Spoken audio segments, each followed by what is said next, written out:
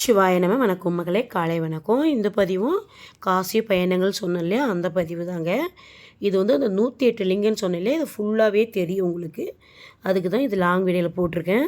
எங்கள் அண்ணா வந்து வில்வேலை வச்சு அபிஷேகம் பண்ணிவிட்டு, பாலாபிஷேகம் பண்ணிவிட்டு, அப்புறம் ஜலாபிஷேகம் பண்ணிட்டு முடிச்சுட்டு அவர் பூஜிட்டு மேலே வருவார். இந்த லிங்கம் வந்து பெருசாக இருக்குங்க. ஏன்னா இப்போ எங்கள் அண்ணாவுக்கே பாருங்கள் எவ்வளோ அவர் மறைஞ்சிட்டு நிற்கிற மாதிரி நிற்கிது. பெரிய லிங்கம் அவ்வளோ அற்புதமாக இருக்கும் மக்களே. அப்புறம் வந்து இது ராதையும் ருக்மணியும் அவ்வளோ அழகாக நின்றுட்டுருக்காங்க.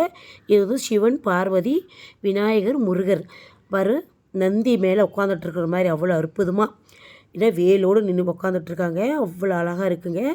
இது வந்து பால ஆஞ்சநேயர் அவ்வளோ அழகாகவும் அவ்வளோ அற்புதமாகவும் இருக்குது. ஒவ்வொன்றும் அவ்வளோ நேர்த்தியாக செஞ்சுருக்காங்க பாருங்கள். லிங்கத்தை காட்டிகிட்ருக்கிறேன். நீங்கள் என்றைக்குனா கூட என்றைக்குங்க 108 சிவலிங்கம் இருக்குது. ஆனால் எண்ண முடியாது, ஏன்னா அந்தளவுக்கு இருக்குது. அம்மா வந்து பாருங்கள், பார்வதி தேவி தான் சிம்ம வாகனத்தோடையும் நந்தியோடையும் நிற்கிறாங்க. அம்மா அவ்வளோ அழகாக இருக்குது. பார்க்கவே கண்கொள்ளா காட்சியாக இருக்கும் மக்களே. உள்ளே போயிட்டோம்னா நமக்கு வெளியே வர மனசே வராதுங்க.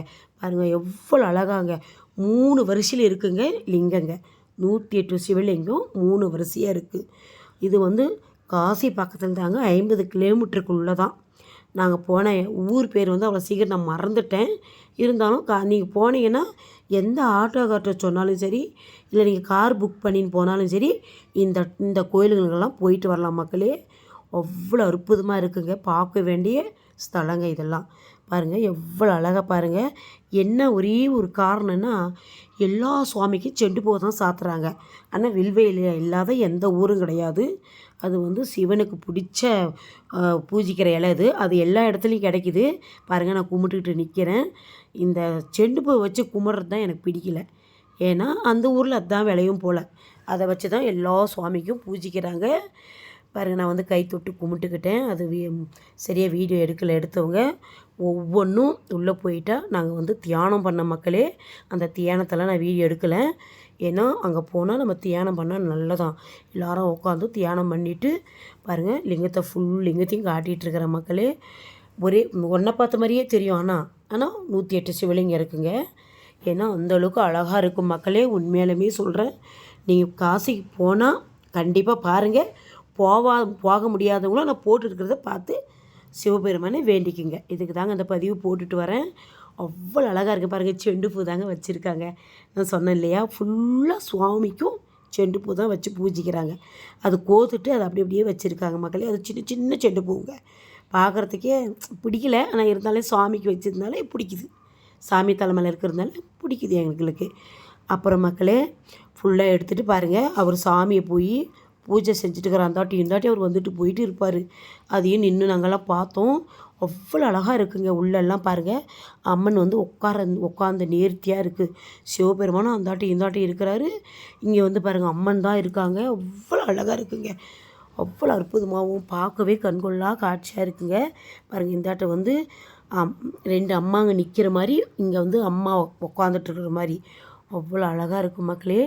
நீங்கள் கண்டிப்பாக போனீங்கன்னா இது தரிசிங்க. இல்லாட்டி போகாதங்க, இந்த சுவாமியே தரிசனத்தை பார்த்துங்க. இது வந்து என்னென்னா சோடாங்க.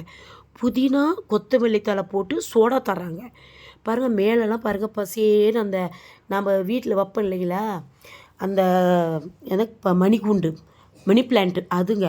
இதெல்லாம் பார்க்குறதுக்கே ஒரு அதிசயமாக இருக்கும் மக்களே.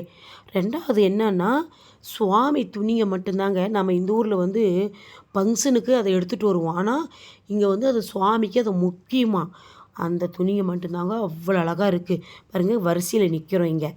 எங்கன்னா பாருங்கள், இது எங்கள் அண்ணி, இது வந்து எங்கள் சித்தி, எங்கள் அம்மா, அந்தாட்ட எங்கள் அண்ணா நிற்கிறாரு.